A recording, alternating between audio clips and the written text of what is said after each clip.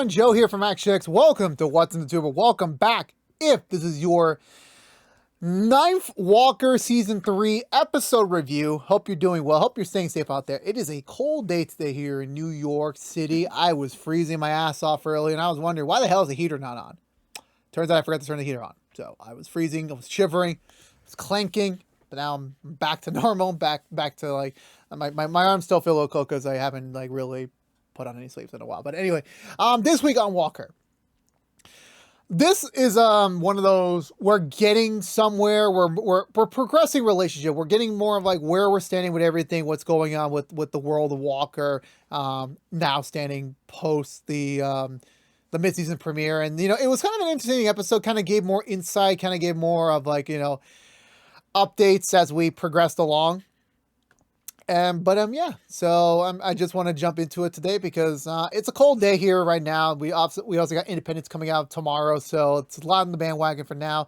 But overall, I really did enjoy this week's episode of Walker. Very simplistic, very, you know, nothing too extravagant in terms of like the spectacle nature, but definitely was something to like, you know, still enjoy. So with that being said, let's go for the Butcher recap and talk about this week's episode of Walker. So we begin on the where did we get? I want to say we're beginning with a game of chess where Liam and his Grandma Walker are just, you know, playing some chess, having some good old-fashioned mother-son bonding time. Grandpa Walker comes in, starts complaining about the feed again because apparently with them having to keep feeding multiple horses, both on multiple different ranches, as well as on top of, I think, another plan they had for a horse rescue operation. It's becoming a little bit too much for Grandpa Walker to handle, but Liam says, you know what, since I will, at this time period, be inheriting the farm and everything and the ranch, I have, you know, he's going to be taking care of the feed, you know, showcasing that he is ready to tackle on the next, another responsibility of like being a leader at this ranch, which Grandpa Walker's like, you know what, fine, if he wants to try, go ahead. Like, what's the worst that can happen? August is beginning his like cleanup good apology tour as he's been like doing more and more chores around the stables, around the ranch to like kind of make it up to them. And, you know, Grandma Walker's kind of like chill about it. She's not really like kind of gung-ho about everything that happened anymore. Grandpa Walker still very much does not like him, does not respect him at all, still very much of a hard ass. So definitely is going to be a little bit more problematic for him to re-earn his trust again. But if anything can happen, it will. Meanwhile, across town, Trey and Cassie are grabbing a little bit of a late night dinner. I know that males and females can be good friends, and like, I think it's another Brad Chenford situation where like, maybe I'm thinking way too much into it. But Trey's still getting a lot of hits on. Like, you know, a lot of people want to be with Team Trey right now. He really is likable. He really is wantable. And Cassie's like, I feel like I'm deterring you away from potential, you know what I mean. I want to say, yeah, so they're just enjoying a meal, just updating each other on their dating lives a little bit. Even Cassie's like, you know, not really giving too much of an update on the mayor's assistant from the episode a couple weeks ago. Not a couple weeks ago, a few episodes ago in general. And then all of a sudden she gets a call from Walker saying that there has been a break-in at a data farmhouse somewhere in Texas. So they're both being called to go handle it. So both of them head over there. They find a person being held hostage that's hacking into the farm right now. They head in. It's not really much of a complicated takedown. They take it down with ease, so they arrest the guy. The little thing's kind of fishy, though, because there wasn't really anything of substance to be taken from this data farm that they're being aware of at the start, so it's kind of a bit odd and precarious. We cut to the next day where Cassie and Trey have been sentenced to death duty for a while. So they've been off patrols. They've been off, like, you know, doing the big actiony stuff for a while. As terms of their unidentified punishment from James after their kind of like subordination from last week's episode. Well, it wasn't really subordination. It was just like, you know, James in the mood and he wasn't happy with their decision. So he decided to say, you know what, screw it. You're not going to get that. What happens after that? So...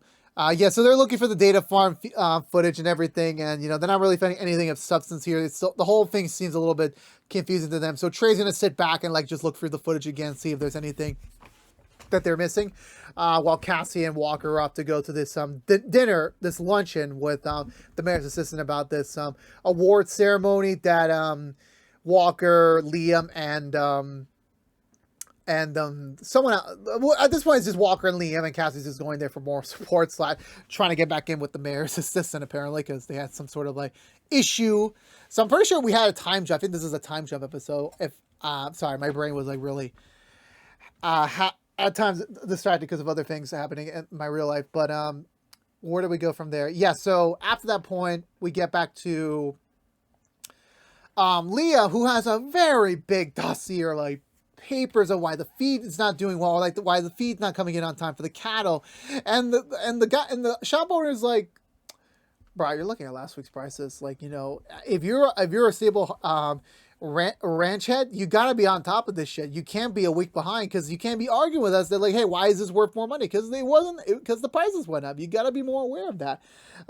So yeah, so Liam kind of gets embarrassed a bit because again, he's still new to this world. He's still not entirely in tune to like what's going on in the world of, you know, horses and such. And I feel like I know anything, but I really don't. I honestly don't know. But yeah, so he gets embarrassed on his feet, so now he's just concerned what's going on. So he heads back over to the I forgot the name of the bar. It's been so long.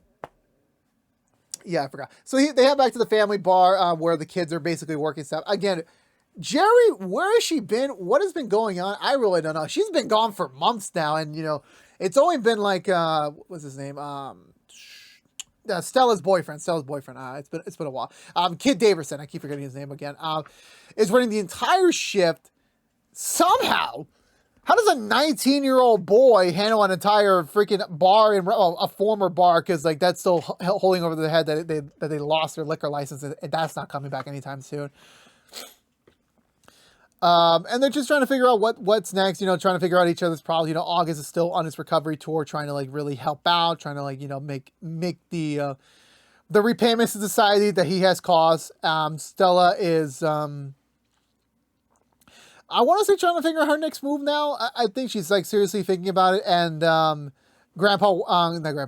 Kid Daverson reveals he got a letter from his grandma who got arrested in the last season, and that she wrote to him, and like this is like a pretty big, you know, moment for them, that but like he doesn't want to open it yet, so he and still has a little bit of a disagreement over that, while Liam's still figuring out what the heck he's gonna do about everything with the cattle, because like again, this is a major thing for him to learn, because he's gonna have to be running this stuff without his dad someday, so he's gonna have to like figure that out really soon, but he's not getting any sort of idea. Cordell and Cassie arrive at the very fancy restaurant house. I don't know what they call it. That they're there for the lunch. Liam's not there obviously because he's doing some other things. So Cordell and Cassie are there like just in his stead. Cassie's all acting like really like very civil, very professional. Like this is not the Cassie we know and love. Like, well, what are you doing? What are you doing? They head in. They meet someone in the front that Cordell recognizes. It's the reporter from that was held hostage during Cordell and Liam's time back at the season premiere. And yeah, so like it's been some time. They haven't seen each other since the article was written. They haven't seen that at that time, and it's kind of weird because like, you know, it was the way they implied this is like, did something happen between them, or was it like just the commodity of like, we went through this traumatic experience together that we should still be in talk about it, or in touch with each other just to like see how each other's doing. Like Cordell is very much like at times like very much a dumbfounded person. Like he does not know what the right move is. He does not know exactly what he should be doing, and he's at the stage where like, what did I do exactly wrong? Like what could I have done to like make things right? The mayor's assistant shows up, welcomes them all, kind of gives them the spiel of like, you know, everything that's going to happen in a few weeks, in a couple of weeks with these medals and the ceremony for them. And, you know, it's a little, however, Cordell just remembering that again, because like he still has a little bit of PTSD from that incident, isn't really like, you know, sitting well with him, especially with the reporter as well. Cassie's got her own awkwardness since her and him didn't really entirely work out 100%. So they still got the awkwardness there that they're trying to figure out. Eventually, it's a little bit too much, so the reporter goes aside, same with Cordell, to kind of get a fresh air before like they start remembering more about, you know, their experience together. He goes outside to go meet her. They're just talking about just how things are, about like, you know, they should have maybe stayed in touch better, because like it's an experience you don't really forget. It's like very traumatic. It's very, you know, she could have died. She's literally been at gunpoint 2 times, and she said, I've handled so much worse than this. But yet, this entire experience has like held me back a little bit. Also, I forgot to mention there was a little bit of a jab from Cassie about like just how Cordell has not had much of a track history of like really tackling things on pretty quickly and like holding them off until like the last possible minute, hands for everything that happened with Jerry. So him in this instance with this reporter, like, yeah, this is clearly nothing out of the ordinary. But again, like the way they're teeing this up kind of seems like romantical in nature because like Cordell and Jerry left things off amicably. Like they could always pick things back up again, like resume things, but at this time period, it's just something that they're not both pursuing right now because they got their own shit to figure out. So Cordell going after this reporter, it could make sense. It really could make sense, but it definitely isn't something that they are. It's a step-by-step basis. Meanwhile, so they're both outside, so that leaves Cassie and the mayor's assistant back by themselves at the table, where they talk about like missed opportunities, and then they were supposed to like they had a thing going, and it just didn't really work out with their careers and everything. But then, again, this was all just a misunderstanding that they could have fixed with some easy communication, which they do. They agree to do a lunch. They're about to kiss, but Cassie gets a call from Trey, from Cordell, that Trey called him that when Trey was reviewing the footage and checking everything about the data farm. The only real big incriminating piece, because they're really just activists and not really like robbers or anything. They find something about ATMs, which have money. So they rush over there to the scene and they find that the ATMs in a certain bank district have suddenly exploded and they're like literally releasing money. So everyone's collecting the money. Everyone's just like grabbing as much as they can. Obviously, it's a total mayhem because it's definitely not a robbery, but it isn't really legal. They do eventually notice two people like recording, so they assume that those are the people that are behind all this. Because even when Trey was reviewing the footage, the guy that they arrested managed to get away because there wasn't really anything credible to charge him with, so they had to let him go. So Cordell goes after them in a pretty elaborate chase sequence in a parking lot. They go up and they go all the way up. Eventually, Cordell manages to corner them, and this was just a very simplistic, not simplistic, but like a very just activist act of just like prove. I don't know what the whole point of it was. This is the thing I don't understand for activists. I really don't understand what the end goal was. It was just basically an act they decided to do just for the sake of like creating a message, if that makes any sort of sense.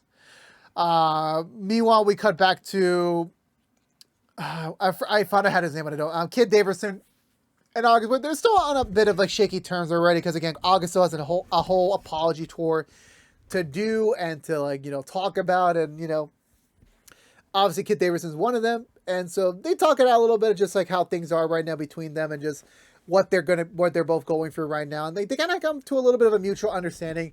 Let's be bros again, let's be friends again, and just leave it at that. Obviously, August will figure out his stuff with his family, and hopefully, Kid Daverson figures out what the deal is with his family. Since again, the kid is alone, like his parents basically not abandoned him, but like, yeah, okay, you're legal age, we're gonna go off do our own thing, and Grandma Daverson's arrested. So I'm like, what is there much left to do, really? Like that's just the big red flag, the big old not red flag, but the big old question right now.